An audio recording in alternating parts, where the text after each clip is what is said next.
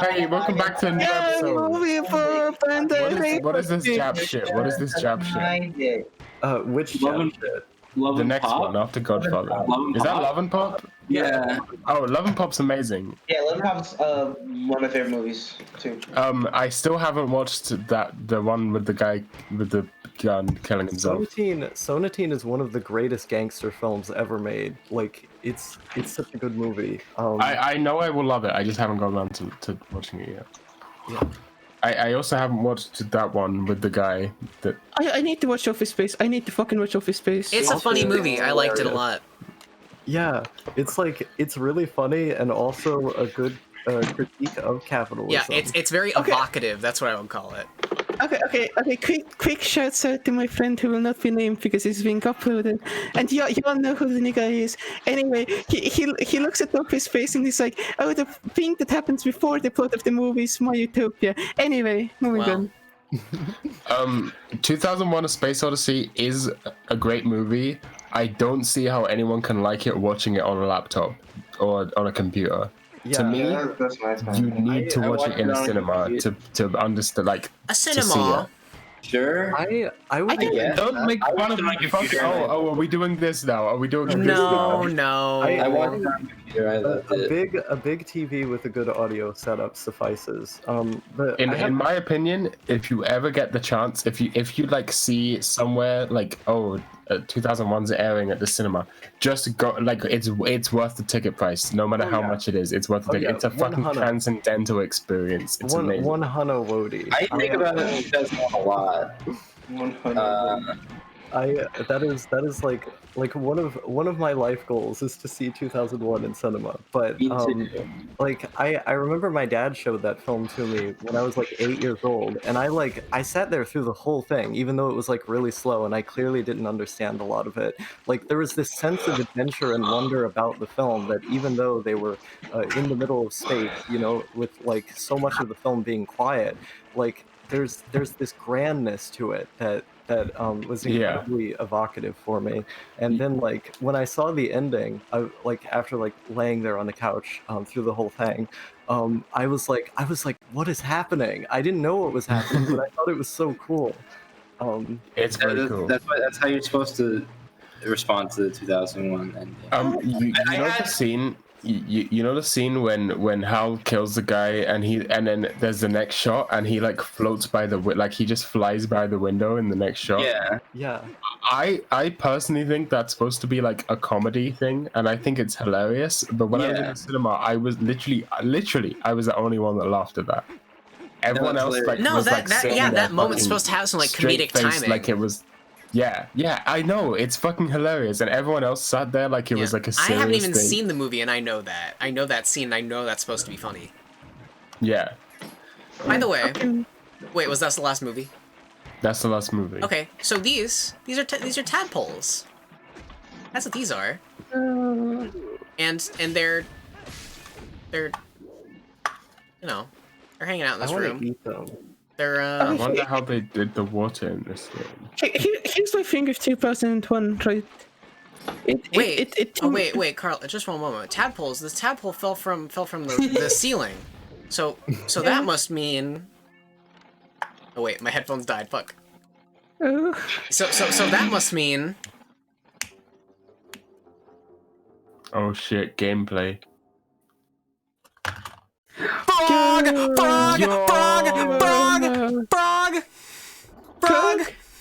Frog! This is Frog Stack. Frog! Welcome to It's the Frog Great Stack. Mighty Pooh. It's the Great Mighty Pooh. Yo, it's a great and mighty poo. It's a great mighty cube. It's a poof. Say your thing now, Carl. I've wanted to do that bit for literally the 10 hours we've been playing this game. Thank you. So thank you, please, Simon. Yeah. Yeah, but like the reason why I like 2001 is that nothing happens in it. Anyway. Yeah. Okay, I'm about to say something about 2001, which is that like Lily was talking about the grand narrative. I have like the total opposite interpretation of 2001 as to why it's good, which is that it doesn't feel like a grand. It doesn't feel like anything happens in 2001. like something does, but it's like not tangible. Like it's not like a solid thing that happens. Like there's not like an end point. Like it just keeps. It's just like a vignette of existence. It just keeps going. I think that would be a better word to describe the feeling. Yeah. I agree. I feel like very mundane and isolated and quiet, like almost claustrophobic, but that claustrophobia exists in a vast context. Yeah. That elicits very specific feelings from me. Yeah, I agree. Hey guys, have you seen All Is Quiet on the Western Front, the movie edition? No. It's fucking amazing. It's fucking amazing. I've seen the shitty fucking TV movie version because my teacher showed it to me. Like All Is Quiet on the Western Front, right? I'm talking about the old black and white one. Right. The fucking. I don't know. Anyway, like the thing about that movie is, right? It's this perfect fucking overview of World War I, right? Which I was also obsessed with for like a fair amount of time. Right. And it's like this is like it's just like sheer human fucking horror, right? It's a sheer human horror, but it's through the eyes of just a completely mundane like situation, right? It's just a normal fucking soldier in a normal fucking situation. Nothing significant happens to this guy or his friends or like anything is happening, but you get this sense that like everyone treats what's happening as significant, right? Everyone around like the main cast of characters, like their families, their teachers, and so on, goes like, oh, what you're doing is so important. That's you're serving the glory of our nation. You're doing all of these great things, right?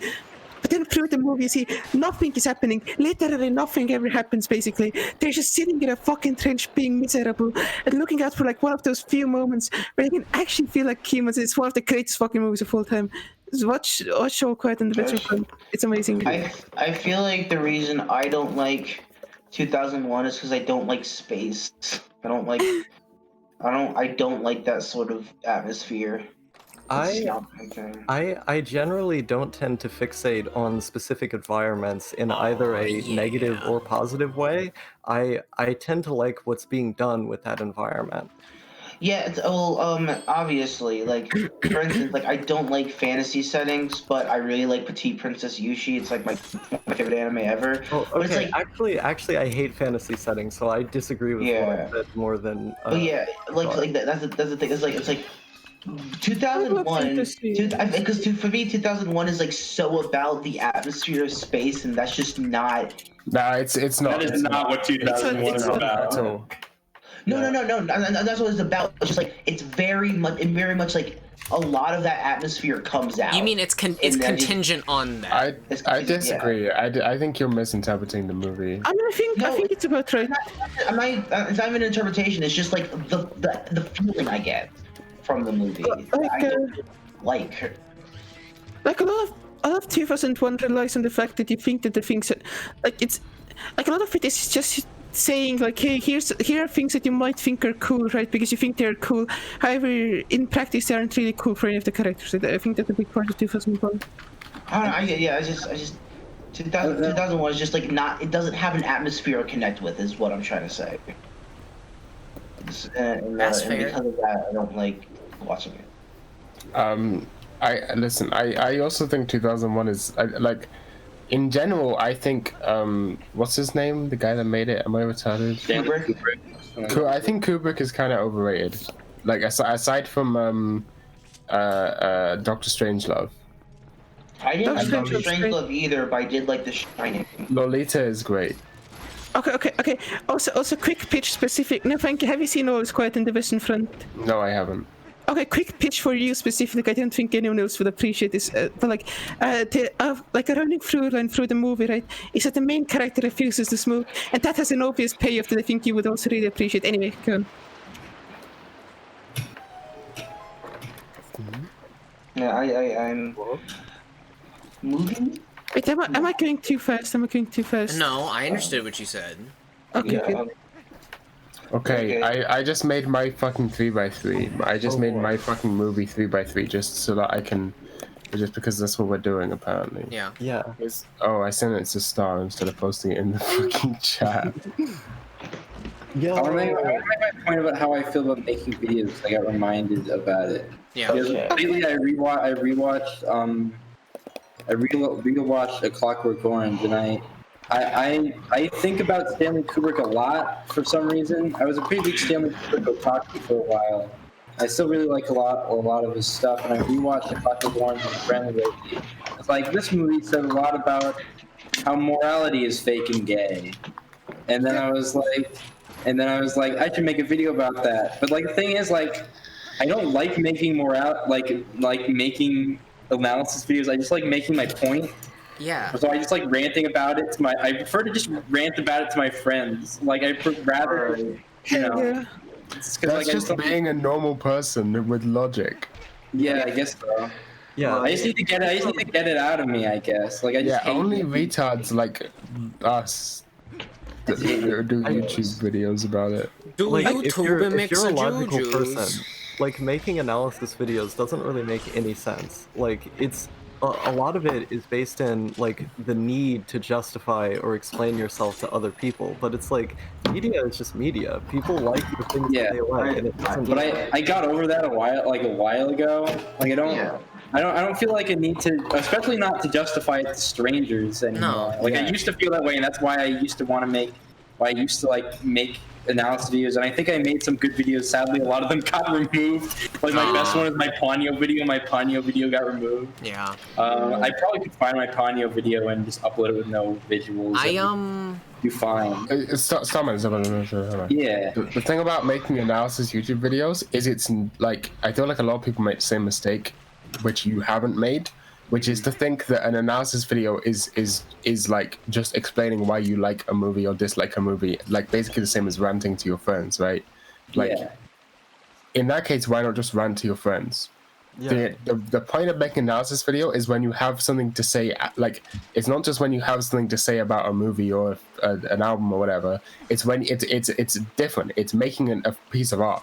Yeah, it's making a point inspired by the thing. Yeah, if you don't have your own artistic which is fine, you don't have to have if you don't feel the express need to make art in that specific way, then you shouldn't do it. There's no reason. I feel like when I make analysis videos, my artistic statement is not the analysis. It's I think analysis videos in and of themselves are comfy, and that's why I want to make them.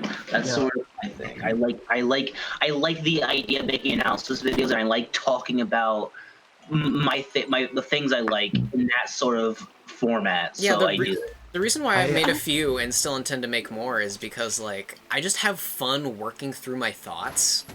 Like, that's just a fun thing for me, and people seem to be entertained by them, so yeah, why the hell not? Yeah, the thing with me is that, like, it all happens, like, really fast, and like, I get over, like, a lot of the time, like, by the time that I've materialized the thought in a way that I could say it to somebody, like, I've made plenty of analysis videos, and I just don't release them, because, like, I make my point to nobody, and I feel fine. Like, I made like a whole 808s and Heartbreak video, and I never put it out because I was like, I'm just okay with this. Yeah. Like, I don't even make visual for this. I ranted about 808s and Heartbreak into a microphone, and like, I feel fine about it, I guess. I've done that a lot of times. Yeah, same. I've done that before.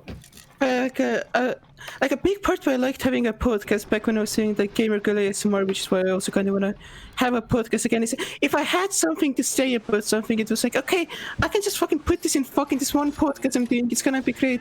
Then I stopped liking making the podcast, so I was like, I don't have anywhere to like fucking put off this podcast about things. I still might make my Clockwork Orange video, though. I feel like no one's made that specific point that I thought. Yo, bomb arrows? Yeah, dude, this game is so fucking cool. You have the hook shot, you have bomb arrows, you have the fucking, I don't have it yet, but you have the spinner, the fucking spinny top. You can fucking turn... This is like the Zelda player's Zelda game, Yes, 100%. You can turn the bow into a fucking sniper rifle. You know, there's like a weird, like, the 2 hook shot, 2, like, bomb, like, only, like, Zelda fans would, like, be excited by, like, bomb arrows. 100%. Like, yeah, that's... It's such a fucking, like... Now I see this yeah, game. like, the reason I love this game is because of the amount of items and dungeons and unique, like, puzzles and spaces that you have to engage with. Like, you get, like, close to 30 items by the time you're done with this. Not all of them are useful, but, like, you have so many different ways to interact with the world, and even if a lot of them are just contextual, it's, like, really cool to create puzzles that involve, like, 2 or 3 different items in a totally unique way. Yeah, this game. Okay, go ahead. Sorry. Go ahead. I was gonna make I was gonna say that this game, it has like, I feel like it kind of has like that like otaku mindset where like it doesn't. Okay, like if you show this game to someone who it doesn't like love Zelda, they'll just be like, this is weird and gay, and I don't understand why anyone would like this. Yes. But like it specifically just appeals to Zelda fans on such a level that like the weird fetishes of Zelda fans specifically. 100%. That's why I'm super fucking into it. Yeah. Anyway, go say what you were gonna say, Pumpkin. Oh, I was just gonna say, like, on analysis videos, right? That it's kind of strange to me. Like, as I gotten older, I feel like I had to do this a lot, like when in like my late preteens or early teens a lot. But it's like justifying why you like a piece of media. It's kind of weird to me why that is such like. Why people are so insecure or like feel such a need to like justify to random fucking strangers why they like a thing, you know? Yeah. I hard disagree with this. I mean, I have to justify why I like everything to myself, and if I already do that to myself, then I can just do that to other people. Shit. If you make it like. Maybe not. I agree with you if you're talking about certain types of analysis video where it seems like you're trying. Like, yeah, I agree with that. If you're saying like, oh, you're just making an analysis video because you want to feel validated by other people, I don't think that's a good mindset to have. Obviously. But you know, I am fucking pure on the fucking wave that you should be able to justify every opinion you have. Yeah, but like, okay, why do you have to do that? That's my question. Why does one have to do that? You don't have to. Not only should you not have to, you shouldn't. I think you should just have retarded opinions. No, I disagree. I can't because like something you say that. You say that, but then like a lot of people say this, and by that I mean you and Plunder say this. But because you're thinking of opinions that we would have. But like, what if it's? But that's not opinions that most people have. People have opinions like. What if your opinion is, oh, you know what? It's certain cultures are just inferior to others. That's why we should just execute every single. We're talking about media. We're talking about like music mode. We're talking about like it's the same thing. It's the same thing. No, stakes are way lower. Stakes are way lower, Wody. Yeah, but it's the same thing philosophically. Okay. No. The thing is, Thunder and Starman don't have the capacity to not be based. I will make a philosophical statement in response to yours. On a purely pragmatic level, that is just not the case. Like art, like you can make the argument that art has like a cultural effect. Of course it does. Like there are sociological links you can make between the things that are expressed in art at a given time and what they mean to people, how that reflects the opinions of people. But what people actually do with that art is their own decision. And like if for example, if you were to say, oh, this film made me racist, like, or if someone in the opposite direction were to say this film must be outlawed because it made X person racist, that wasn't a what do you call it, like an unconscious in unconscious expression of the like of the racism that film is imparting onto you. It's something that existed in the person, and then they made a conscious decision. Like, I don't... How do I put this? I think, like... I think if we were to talk about art from the standpoint of, like, this has moral implications, it's putting the onus on the art and the artist rather than on the people who are deciding to do something with the art. Certainly. Like, I agree with that. I agree with that. Yeah. That's not what I'm trying to say. That's not what I'm trying to say. Mom, Simon, Mom, can you please explain me a no thank you point to everyone else so they would understand? I've been focusing on Zelda. It's okay, you know, I can explain it, even though I'm drunk. I don't think we can. Okay, but say it, and then I will translate it. I don't know if this is how you think about it. Okay. That you should be able to explain every single opinion you have, but only in a way that is beneficial. Only in a way that you have to understand. You don't have to explain things in a way that everyone else can understand, because you're never going to be able to do that. Yeah, you know. But you have to justify your opinions, because if you like, Okay, have to is too strong. Right, I was gonna say like it's a good thing to like understand the way you think because that way exactly. you can have. It's literally self improvement / self understanding. Yes. And by understanding yourself better, that's basically as close as you can come to when No Thank You objectively says have to, he means I think that this is a thing that people should do because I think it will make them a better person. Yeah. Yeah, it's like Star Trek. I did it. You're welcome, Carla. In that episode of Star Trek, when they find in season 1, when there's like people that have been frozen to death, and there's like a guy who's like a landowner, and he's like, "What do I do? All my land is publicly owned now. What do I do? Like, what's the challenge in life if I'm not here to make money?" And Picard's like, "Well, you see, the point is to improve yourself and to improve in like chase your passions." That's when like, well, if you don't understand yourself, then you can't chase your passions because you don't know what your passions are, and that's how you end up doing some bullshit that you don't like your whole life because you don't understand what you actually want. I just want to say real quick, I agree with what you're saying that through analyzing media we can recontextualize ourselves. And that can play into self-improvement, but I don't think it's nearly as important as other forms of self-analysis. Yeah, like you're more likely to also analyze why you like the media you like if you're doing the kind of self-analysis that would positively affect you. And I agree that it affects you positively to do the other, but I don't think it's significant enough to warrant saying it's something one ought to do. You could say it's helpful, but saying like, oh, okay, go ahead. Fucking me and No, like I think No shares this. I can't be sure, but like I think me and No literally cannot allow ourselves to enjoy things unless we understand why. I agree. Yeah. I am like that. I am like that. If I just like something and I'm like, I don't know why I like something. If like I don't have an example because I have to analyze everything.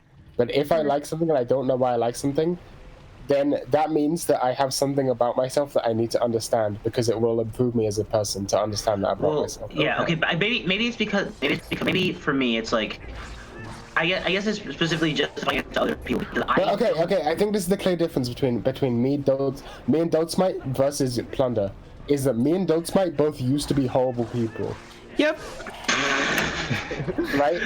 So I need to understand the parts of myself so that I can like. Plunder, you were never a bad person, as far as I understand. You were never a shitty person. Oh my god, Plunder. Not to the level that I was. Okay. Yeah, not to the level that I was either. Exactly. So like, we have to constantly be conscious. Like, I don't know about Dotesmite. I assume it's the same. Yep. I had to make a conscious effort to improve myself as a person. Otherwise, and I still am failing because clearly, like. Today recently I've been super obnoxious in general to people. Well, but no, thank you. You must understand that we understand that you're doing that for the sake of comedy jokes, and that makes it funny. Yeah. Even when we're like, God, fuck off, it's like still silly. Yeah. Okay. Also, just note, this might help you, and this will help everyone else for sure. Like the philosophy of shitposting, right? The philosophy of shitposting is everyone is taking something way too fucking seriously. So you have to go in there and be like, okay, you can't take this thing so fucking serious anymore. So I'm gonna shitpost. So you would not do that, right? It's inherently unmalicious. It's inherent just pointing out that people are taking something too serious, and that's why I think shitposting is productive. I think on some level everyone understands their own feelings without words, but I think that's what I disagree. I hard disagree. Hard agree. Okay. I hard disagree. I think even if you're a fucking Buddhist monk who spends your whole life trying to fucking understand every aspect of yourself, you won't understand why you like things. There's always going to be a degree to which your thoughts and feelings just can't be fully translated. Yeah, because thoughts aren't words. It's the closest making art is the closest approximation to being understood or to communicating. I just like being understood. I agree with that. But I am a fucking anti. I don't know what there's probably a word. There's probably a linguistic term for this. But I believe that intelligence is intrinsically linked with language, and I believe that language is intrinsically linked with art. Because if you look at the fucking anthropological record, if you look at the anthropological, I'm incredibly retarded. if you look at the record, like art came before language, basically, like cave paintings or whatever. Pretty much, as far as we know, is like the precursor to language. So language is a form, like language is inherently a sort of like formalization of art, essentially. This is true. I agree with that. I don't think anybody would disagree with that. So that means artistic expression is, and I believe, and this is one of my most controversial opinions, that intelligence and understandings and like making connections in your brain literally is language. So like, for example, there's an example I always give, like if you put a baby who hasn't understood language yet in a room with two boxes, one on the left, one on the right, and a red wall on one side, 4 walls, one of them is red, right? And you put a cookie in one of the boxes, and the baby will look at one box and then the other box, figure out which one the cookie is. Then you take it out, spin it round, and put it back in the same room. It will still check both boxes. But if you take a child who's now learned language, and you do the same thing, they now understand the words that are left of the red wall, and now they will remember which side it is. And when you do the same thing, they will check the correct box where the cookie is. That is what language does. Language allows you to think of abstract things. Well, yeah, like language. it's just a way to codify our you know. It's just a way we can. Just codification. No. You're right. No, it's the way we express like our. It's deeper than that. Without language, you couldn't conceive of that concept. Give me a second. Okay, I have to explain the point to both No and everyone else. No. Everyone else allows them to feel themselves to feel things. Everyone else just goes like, okay, I'm feeling this. I'm going to allow myself to feel this thing. And everyone else, No doesn't fucking do that to himself. No does not allow himself to have feelings unless he understands why he has those feelings. And I think this is where the disagreement is. Like this is a notepad or something. Okay. I keep hearing like 15 different points that I want to make broad. You know what? Let's go to the next episode. Let's go to the next episode. Next episode. Clap. I'm focusing on video games. I can't clap.